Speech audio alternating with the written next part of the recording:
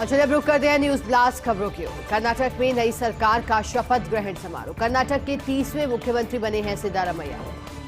राज्यपाल थावरचंद गहलोत ने दिलाई शपथ। दूसरी बार कर्नाटक के मुख्यमंत्री बने हैं सिद्धारमैया। 2013 से 2018 तक कर्नाटक के मुख्यमंत्री रह चुके हैं सिद्धारमैया।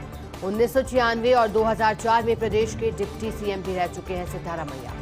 12 बार विधानसभा चुनाव लड़े हैं, जिनमें 9 बार जीते हैं, वहीं 3 बार हारे। कुरुबा समुदाय से आते हैं सिद्धारमैया।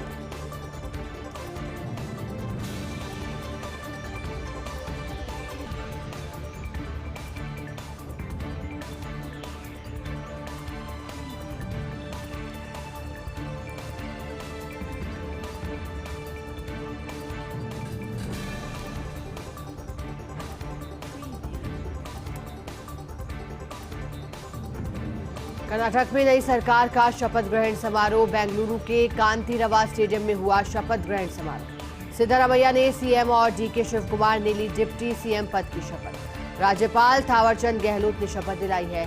डॉक्टर जी परमेश्वर, प्रियांक खड़गे ने मंत्री पद की शपथ ली। सतीश जारकीहोली, जमीर अहमद, एमबी पाटिल ने मंत्री पद की शपथ ली। वहीं KJ George, KH Muniyappa, Ramalinga Reddy ने मंत्री पद की शपथ ली।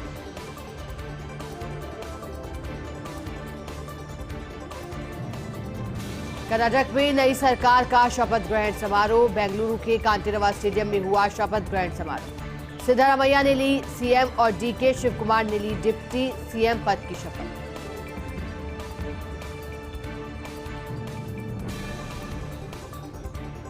नई सरकार का शपथ ग्रहण समारोह। बेंगलुरु के कांतिरवा स्टेडियम में हुआ शपथ ग्रहण समारोह। सिद्धारमैया ने सीएम और डीके शिवकुमार ने ली डिप्टी सीएम पद की शपथ।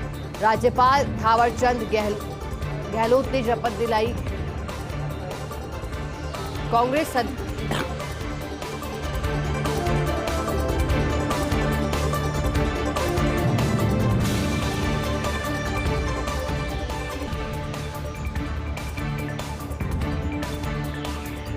कांग्रेस अध्यक्ष मल्लिकार्जुन खड़गे, राहुल गांधी शपथ ग्रहण में मौजूद।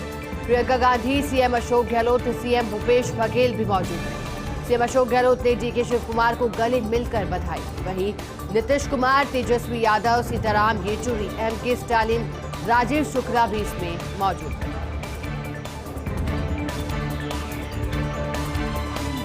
कर्नाटक में नई सरकार का शपथ ग्रहण समारोह। डीके शिवकुमार ने ली डिप्टी सीएम की शपथ। राज्यपाल थावरचंद गहलोत ने उन्हें शपथ दिलाई है। लगातार 8वीं बार चुनाव जीता है शिवकुमार ने। 1991 में सबसे युवा मंत्री बने थे डीके शिवकुमार। 1989 में पहली बार विधायक बने डीके शिवकुमार। वोकालिगा समुदाय के बड़े चेहरों में से गांधी परिवार के बेहद नजदीकी भी माने जाते हैं। वहीं अभी कर्नाटक कांग्रेस के अध्यक्ष हैं डीके शिवकुमार, जिन्होंने कनकपुरा सीट से हासिल की है जीत।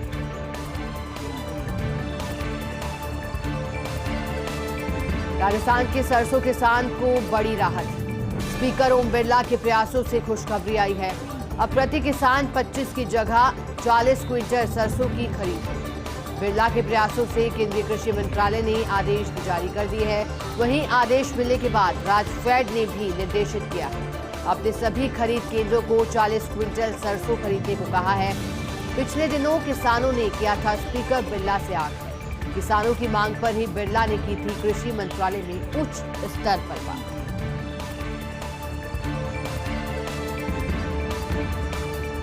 मुख्यमंत्री अशोक गहलोत ने मंजूरी दी है। जोधपुर, उदयपुर, कोटा और अजमेर शहर में अब 3G सिटी बनी। मुख्यमंत्री ने दी 109 करोड़ 75 लाख रुपए की स्वीकृति।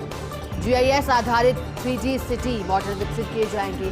इससे शहरों के मास्टर प्लान में लैंड यूज प्रस्तावित करना, नई सड़कों, फ्लाईओवर, नई कॉलोनियों के निर्माण, विस्तार, ड्रेनेज प्लान सहित विभिन्न कार्यों को धरातल पर उतारने के बड़े काम हो सके।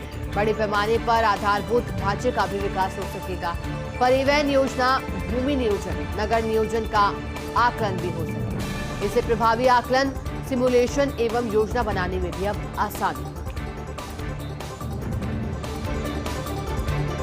3 दिन के जापान दौरे पर प्रधानमंत्री नरेंद्र मोदी। प्रधानमंत्री नरेंद्र मोदी के जापान दौरे का आज दूसरा दिन है। जापान के हिरोशिमा शहर में कार्यक्रम में पीएम मोदी ने हिस्सा लिया। पीएम मोदी से अमेरिकी राष्ट्रपति जो बाइडेन ने भी मुलाकात की। G7 की बैठक में पीएम मोदी से मिले हैं बाइडेन। मुलाकात के दौरान गले मिले मोदी और जो बाइडेन। 2000 के नोट की वापसी का टीडीपी प्रमुख चंद्रबाबू नायडू ने स्वागत किया। 2000 के नोटों को वापस लेने के आरबीआई के फैसले का स्वागत किया है। कहा है 2000 के नोट बंद करना एक अच्छा संकेत है। मैंने बहुत पहले डिजिटल करेंसी पर एक रिपोर्ट भी प्रस्तुत की है और नोटों को रद्द करने से निश्चित रूप से भ्रष्टाचार पर अब रोक लगी। राजनेता वोटर्स को पैसे देकर चुनाव जीतने की कोशिश करते हैं। 2000 के नोट इसमें बड़ी भूमिका निभा रहे हैं।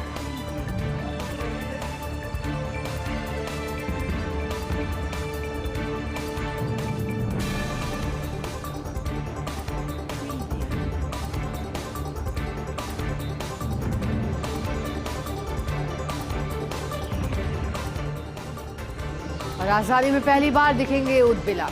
जयपुर चिड़ियाघर से आ रही है अच्छी खबर। राजस्थान के भेड़ियों के दूसरे राज्यों के चिड़ियाघर में काफी मांग है।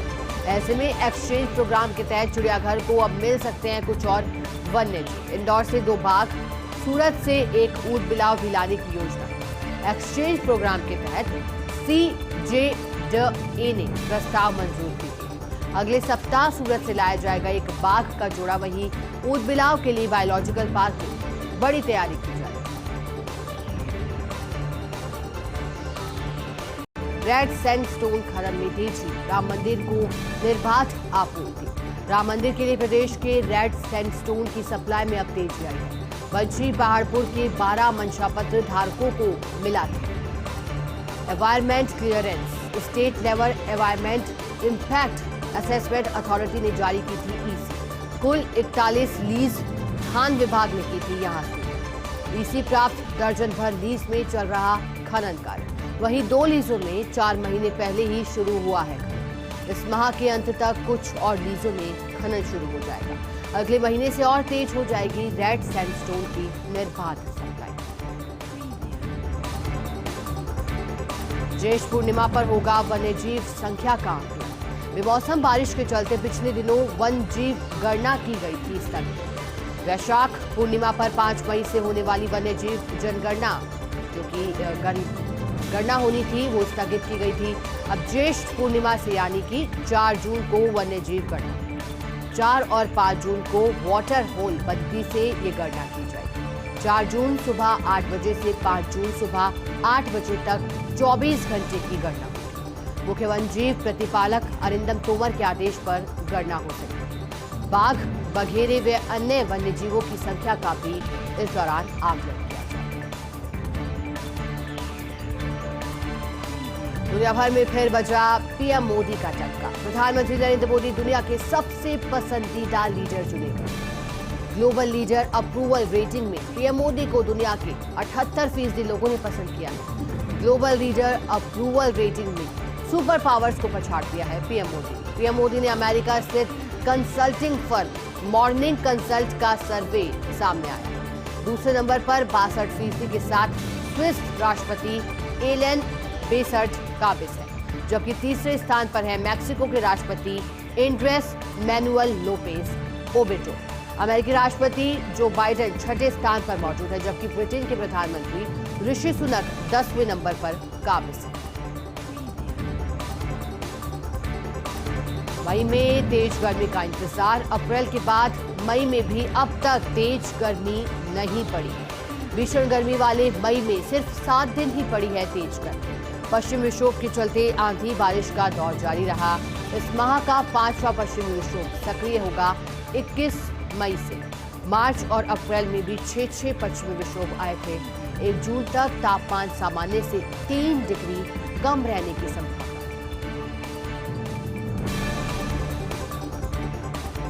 पाकिस्तान को रास नहीं आ रही है G20 की मीटिंग। कश्मीर में G20 पर्यटन कार्य समूह की तीसरी बैठक का आयोजन होगा। 22 से 24 मई के बीच इस बैठक का आयोजन होता है। सूत्रों के मुताबिक जैश-ए-मोहम्मद और मुजाहिदीन को हमले का आदेश दिया गया। पाकिस्तान की रावलपिंडी में एक बैठक भी की गई है। भारत ने श्रीनगर के आसपास के इलाकों में सुरक्षा को बढ़ा दिया। इसके लिए भारत ने कमांडो की संख्या को भी अब बढ़ाया। इसी बीच चीन ने भारत में होने वाले G20 बैठक में हिस्सा लेने से मना कर दिया है। एक बयान जारी किया है, क्या कहा है वो बताते हैं। हम बैठक में शामिल नहीं होंगे क्योंकि जम्मू कश्मीर एक विवादित क्षेत्र है।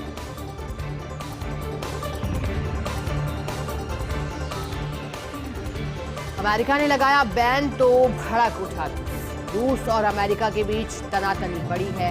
रूस ने अमेरिका के 500 लोगों पर बैन लगाया है। पूर्व राष्ट्रपति बराक ओबामा पर भी प्रतिबंध लगा। अमेरिका ने 19 मई को रूस की सैकड़ों कंपनियों और लोगों को किया था ब्लैकलिस्ट। रूसी विदेश मंत्रालय ने कहा, अमेरिका को ये बात बहुत पहले ही सीख लेनी चाहिए थी कि हमारे खिलाफ एक भी दुश्मनी वाले फैसलों को हम यूं ही नहीं छोड़ेंगे।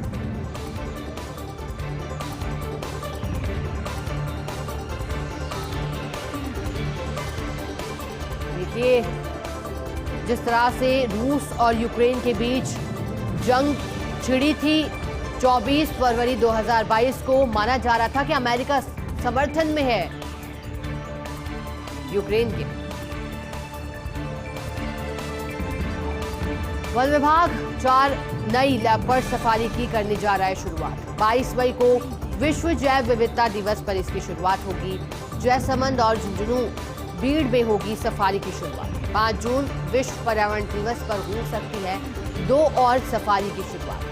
मनसा माता और खेतड़ी बांसियाल में की जाएगी सफारी की शुरुआत। वन विभाग की ओर से लेपर्ड सफारी शुरू करने की तैयारियों को अंतिम रूप भी दिया जाने लगा है। एक बड़ी खुशखबरी, अतिरिक्त मुख्य सचिव शिखर अग्रवाल के नेतृत्व में वन विभाग लगातार इतिहास रच रहा है। कर्नाटक में नई सरकार का शपथ ग्रहण समारोह। कर्नाटक के 30वें मुख्यमंत्री बने हैं सिद्धारमैया। शपथ ग्रहण समारोह को राहुल गांधी ने भी संबोधित किया। राहुल गांधी ने कर्नाटक की जनता को धन्यवाद दिया। कहा, कांग्रेस गरीबों, दलितों, पिछड़ों के साथ खड़ी है। जनता ने बीजेपी के भ्रष्टाचार को हरा दिया। हमारे पास सच्चाई थी, बीजेपी के पास पैसा। जनता ने बीजेपी की नफरत को हरा दिया। कर्नाटक में नफरत का बाजार बंद हुआ है। कर्नाटक ने कई मोहब्बत की दुकानें। बीजेपी के पास धनबल, पुलिस, भ्रष्टाचार था। कांग्रेस के साथ दलित, पिछड़े ही।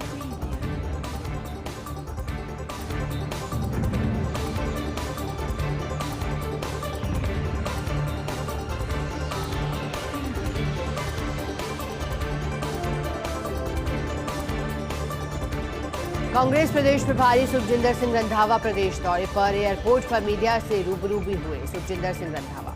2000 रुपए के नोट को बंद किए जाने के सवाल पर उन्होंने कहा, जो सरकार पिछले 7 साल में 2000 का एक नोट नहीं चला पाई, वे हमसे पूछती है कि कांग्रेस ने 70 साल में क्या किया। जनता को इनसे पूछना चाहिए कि इन्होंने इतने साल में क्या किया। पायलट के आंदोलनों को लेकर रंधावा बोले हैं, कर्नाटक चुनाव से ठीक पहले पैदल यात्रा की घोषणा करना ठीक नहीं। मैं युवाओं के साथ हुए भ्रष्टाचार के खिलाफ हूं, लेकिन इस तरह से चुनाव से ठीक पहले यात्रा की घोषणा ठीक नहीं समझता। सचिन पायलट से वार्ता के रास्ते खुले हुए हैं। वे पार्टी में ही हैं, मतभेद दूर करने के प्रयास किए जाए। कांग्रेस कभी किसी को छोड़ती नहीं है। जो लोग कांग्रेस को छोड़ते हैं उनका हाल भी सबको पता है।